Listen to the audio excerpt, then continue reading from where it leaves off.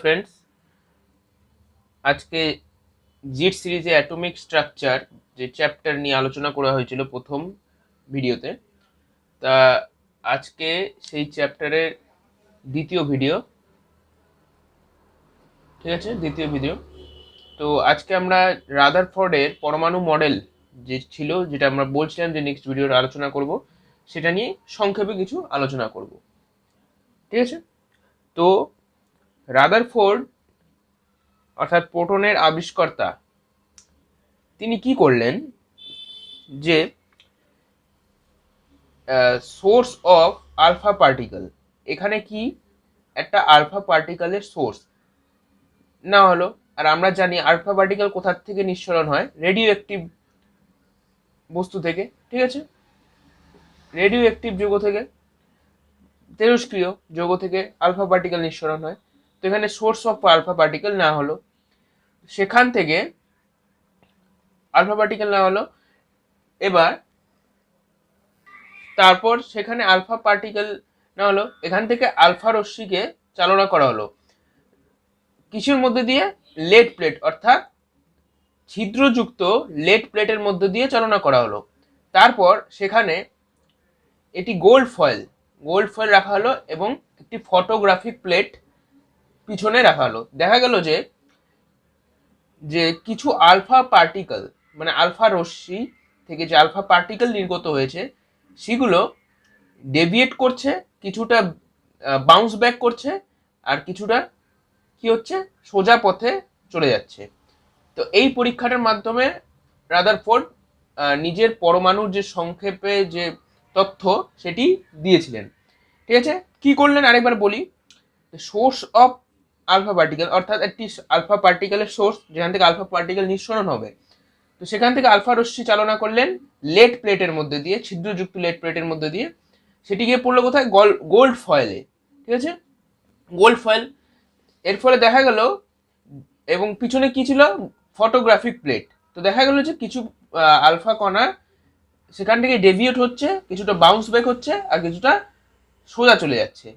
এটি ছিল রাদারফোর্ডের পরমাণু মডেলের মোট কনসেপ্ট যেটা। ঠিক আছে, তো এটাই ছিল রাদারফোর্ডের যে পরমাণু মডেলের যে কনসেপ্ট, এটা। ঠিক আছে, এখন আমরা জানবো যে রাদারফোর্ডে আলফা পার্টিকেলের যে ধর্মগুলো কি ছিল, যে আলফা পার্টিকেলের যে আলফা রশ্মি যে কিভাবে ডেভিয়েট হচ্ছে, যেটা আমি বললাম ওইটা আমরা এখন লিখবো। ঠিক আছে, তাহলে এটা মুছে দিচ্ছি। তো দেখতে পাচ্ছ তোমরা যে কিভাবে আলফা রশ্মি এখান থেকে এই যে লেড প্লেটের মধ্যে দিয়ে গিয়ে গোল্ড ফয়েলের মধ্যে পড়ে, এবং কিছুটা ডেভিয়েট হচ্ছে, কিছুটা বাউন্স ব্যাক হবে, এখান থেকে এভাবে ফিরে যাবে রশ্মিটা, তারপর কিছুটা সোজাভাবে চলে যাবে। ঠিক আছে, এটি ছিল রাদারফোর্ডের পরমাণু মডেলের তথ্য। তো এইবার মুছে দিচ্ছি এটা।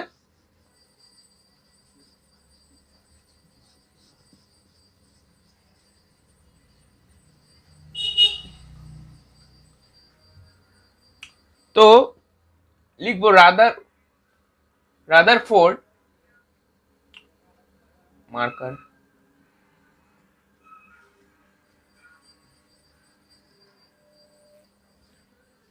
Rutherford alpha particle scattering. রাদারফোর্ডের আলফা পার্টিকেল স্ক্যাটারিং, এইভাবে লিখলাম যে আলফা পার্টিকেলের যে ধর্মগুলো আমরা এখানে জানতে পারবো। তো ফার্স্ট পয়েন্ট লিখি। First point, most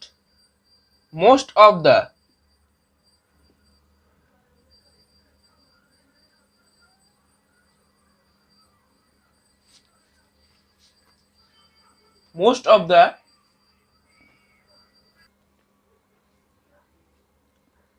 alpha particle passed straight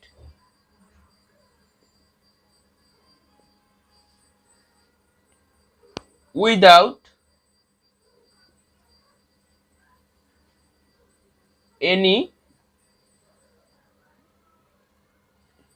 deflection. তো এর মানে কি, most of the alpha particle কি সোজাভাবে চলে গেছে। আরে ফটোগ্রাফিক প্লেটটা ছিল এরকম, ঠিক আছে, ফটোগ্রাফিক প্লেট এরকম ছিল। তো এটা ধরে নাও গোল্ড ফয়েল, এখানে কি হলো, এরকম করে গোল্ড ফয়েল ছিল।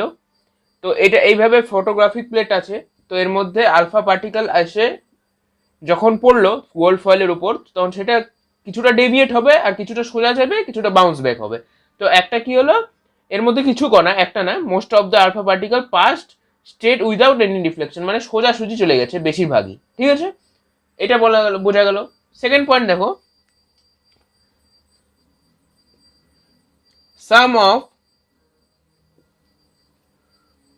দেম, আলফা পার্টিকেলের কথা বলা হচ্ছে, আর deviated from their path। এটা মানে কি, কিছুটা ডেভিয়েট করলো, মানে এইভাবে কিছুটা চলে গেল, বা কিছুটা এরকম টেরা মেরা সব এরকম ভাবে চলে গেল, ঠিক আছে, কিছুটা সোজা গেল এরকম ভাবে। ব্যাপারটা এই যে এরকম ছিল, কিছুটা সোজা, কিছুটা এইভাবে, কিছুটা এইভাবে, ঠিক আছে। আর ফটোগ্রাফিক প্লেট সামনে এইভাবে ছিল, তো বোঝা গেল। আরেকটা পয়েন্ট লিখি, 3 নম্বর পয়েন্ট, যে a few of them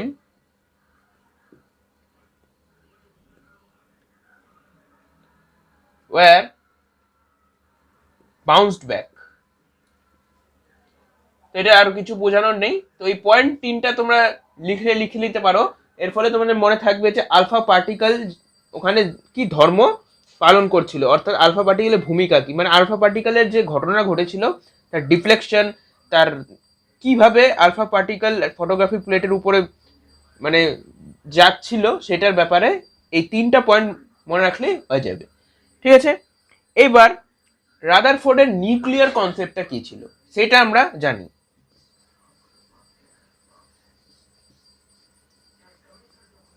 রাদারফোর্ডের nuclear concept,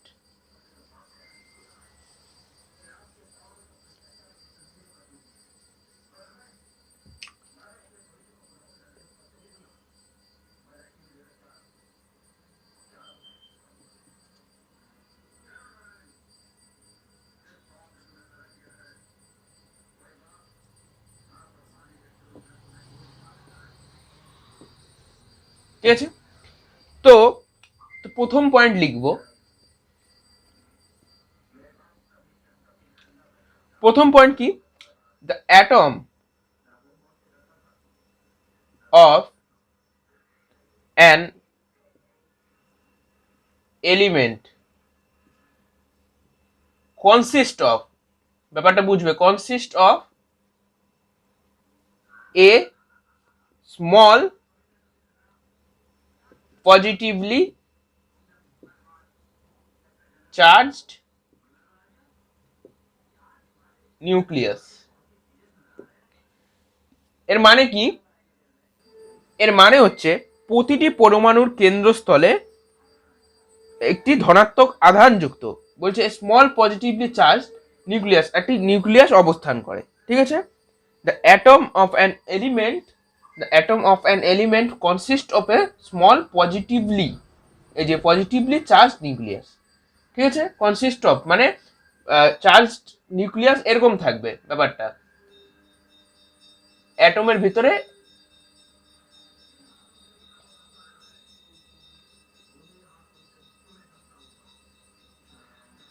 এই যে এরকম নিউক্লিয়াস থাকবে, স্মল পজিটিভলি চার্জ, এটাকে বলবো আমরা কি, নিউক্লিয়াস, ঠিক আছে। 2 নম্বর point, the electrons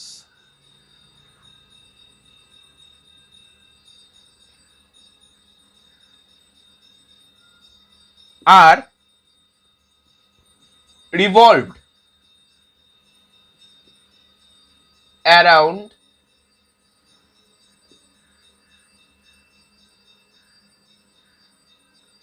nucleus in circular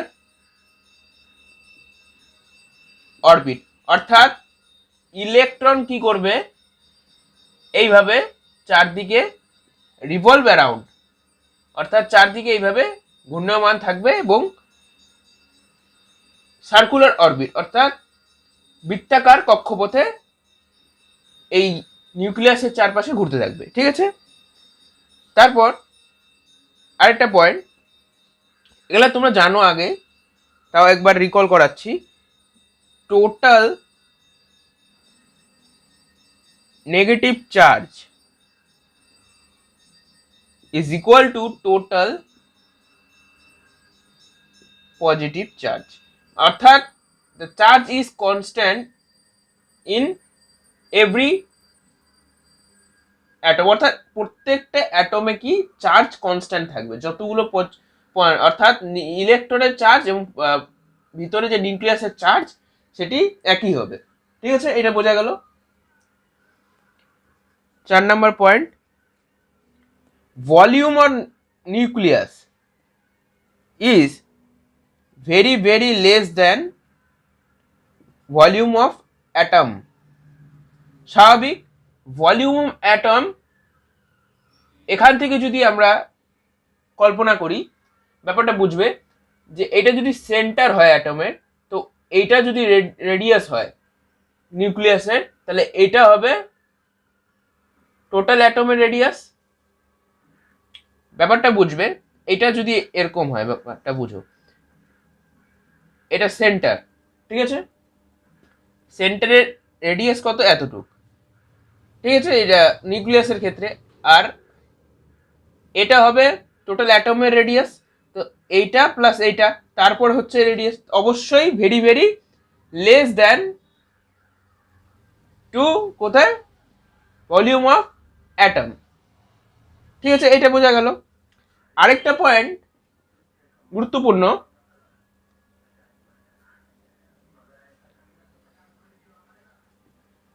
কি, most of the space is MT.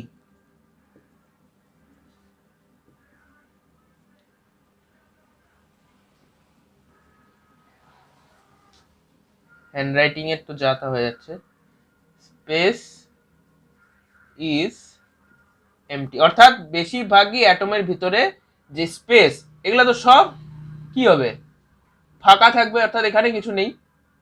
তো এটাই বলছিল রাদারফোর্ড নিজের পরমাণু মডেলের কনসেপ্ট অনুযায়ী। ঠিক আছে,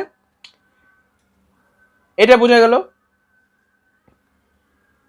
এইবার আমি একটু বিস্তারিতভাবে এই পয়েন্টটা ডিসকাস করি যে volume of nucleus very very less than to volume of atom, এটা কিভাবে হলো। তো এটা তো আশা করি একবার বুঝিয়ে দিলাম, কিন্তু আরেকটা জিনিস এখানে বলে দিচ্ছি, দেখো ম্যাথমেটিক্যালি ভাবে যদি ভাবি,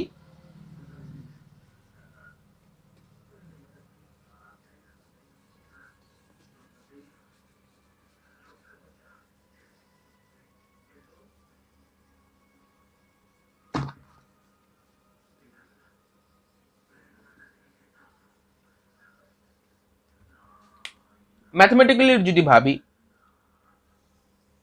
এটা অ্যাটম,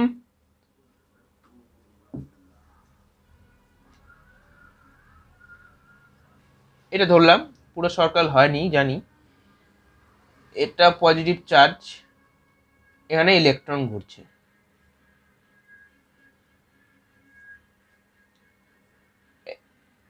ইলেকট্রনের চার্জ কি, পজিটিভ, ইলেকট্রনের চার্জ পজিটিভ নয়, ইলেকট্রনের চার্জ নেগেটিভ, এটা আমি ইচ্ছা করে বলবো, এখন কমেন্ট করবে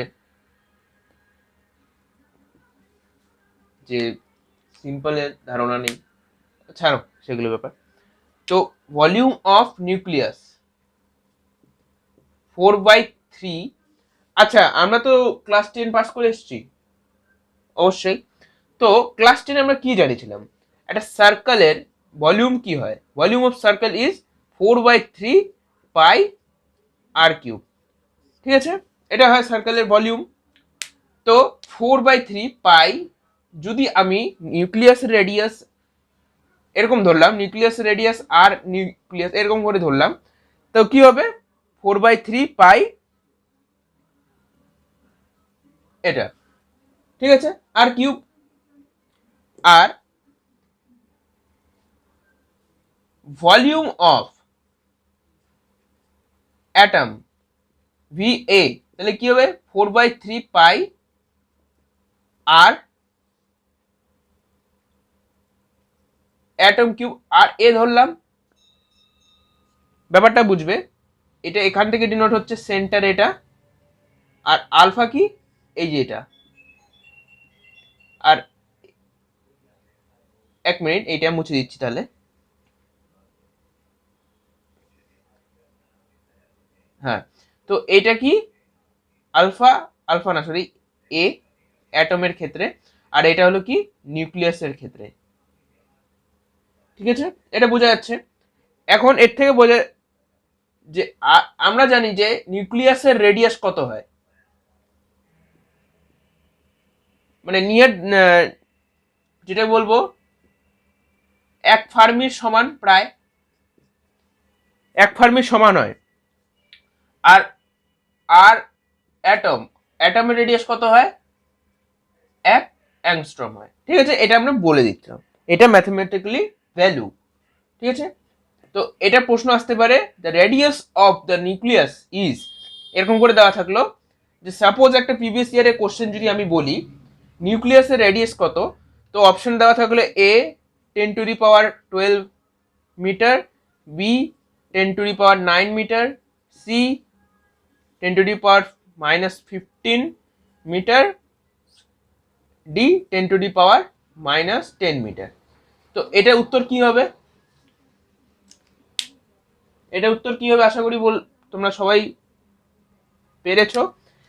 কারণ দেখো আমি কি বললাম, এটা 1 ফার্মি, 1 ফার্মি ইকুয়াল টু কত, 1 ফার্মি ইকুয়াল টু হলো 10⁻−15 মিটার, তো এইটা 10⁻−15 মিটারই হবে, ঠিক আছে। তাহলে আর 1 অ্যাংস্ট্রম কত, 1 অ্যাংস্ট্রম হয় 10⁻−10 মিটার, এটা জানা উচিত কারণ এটা পরীক্ষায় আসে, ঠিক আছে। আর পিকোমিটার কত, 10⁻−12 মিটার, এটা জেনে রাখা ভালো, ঠিক আছে। আরেকটা কোশ্চেন যদি বলি, সেই কোশ্চেনটা আমার এই মুহূর্তে সেমনভাবে মনে নেই। তো প্রশ্ন যদি আসে যে কোনো অ্যাটমের ভিতরে প্রোটন এবং নিউট্রন থাকে না, প্রোটন আর ইলেকট্রন থাকে না, শুধুমাত্র নিউট্রন থাকে, সেটা তো তোমরা জানোই, প্রোটন আর নিউট্রন থাকে, ঠিক আছে, নিউক্লিয়াসে। এটা একটা কোশ্চেন এসেছিল 1985 সালে, ঠিক আছে, এরকম একটা কোশ্চেন। তো এই ভিডিওতে আমি আর বেশি বড় কিছু বলবো না, আরেকটি টপিক, ছোট টপিক, যে রাদারফোর্ডের পরমাণু মডেলের সে সীমাবদ্ধতা, যেটাকে তোমরা ত্রুটি বলতে পারো, যে ব্যাপারটা এখানে বোঝা যায়নি মডেলটা দেখে, সেটা আমি বলবো। তারপর এই ভিডিওটি শেষ করব। তোমরা এই লেকচারটা দেখবে সম্পূর্ণ, এবং প্রিভিয়াস ইয়ারের কোশ্চেন যদি বাড়িতে বই থাকে সেটি সলভ করবে, নাহলে আমি পরবর্তী ভিডিওগুলোতে আলোচনা করব। তো নেক্সট টপিকটা দেখি।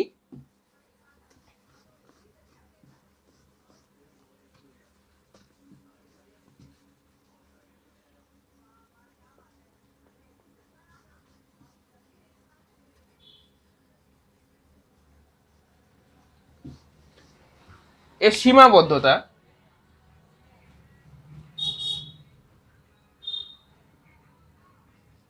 সীমাবদ্ধতা কি, তো আমি এটা লিখবো না, মুখে বলি যে রাদারফোর্ড বললেন যে পরমাণু বিভিন্ন কক্ষপথে ইলেকট্রনগুলি কি হয়, পজিটিভলি নিউক্লিয়াসের চারদিকে এইভাবে ঘুরতে থাকে। তো রাদারফোর্ড এটি বলে বুঝাতে পারলেন না যে থাকে তো ঠিকই, মানে ঘুরতে থাকে তো ঠিকই, কিন্তু কিভাবে সজ্জিত থাকে, এরকমও তো থাকতে পারে কারো উপরে কারো এইভাবে, বা এইভাবে এইভাবে থাকতে পারে, সেটার ব্যাপার কিন্তু রাদারফোর্ড বোঝাতে পারেননি, ঠিক আছে। দ্বিতীয় কথা হলো পরমাণু বিভিন্ন ইলেকট্রনীয় কক্ষপথের ব্যাসার্ধ সম্পর্কে ধারণা পাওয়া যায় না।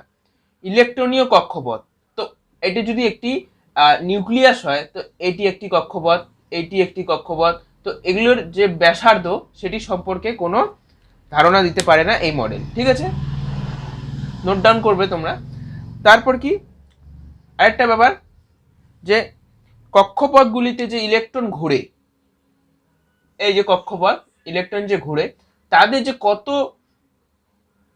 গতিবেগ বা শক্তি, সেটা সম্পর্কে কোনো তিনি ধারণা দিতে পারেননি। অর্থাৎ একটা তো ভেলোসিটি থাকবে, একটা শক্তি তো থাকবে যেটার ফলে ইলেকট্রন ঘুরছে। ঠিক আছে, অপবর্তন বল পরে আমরা আসবো। ঠিক আছে, অভিকেন্দ্র বল যখন সমান হয় তখনই না একটা পার্টিকেল কোনো পার্টিকেল অ্যারাউন্ডে ঘুরবে, যেমন আর্থ ঘুরে আমরা জানি। তো সেই ব্যাপারে কোনো এই মডেল কোনো ধারণা দিতে পারেনি। তো বন্ধুরা, এই ভিডিওতে এতটুকুই। তো আজ অনেকদিন পর আজকে ভিডিওটি আনলাম। তো আশা করি তোমাদের ভালো লাগবে। অবশ্যই লাইক করবে, শেয়ার করবে। তো ধন্যবাদ বন্ধুরা, নেক্সট ভিডিওতে দেখা হচ্ছে। তো থ্যাংক ইউ বন্ধুরা।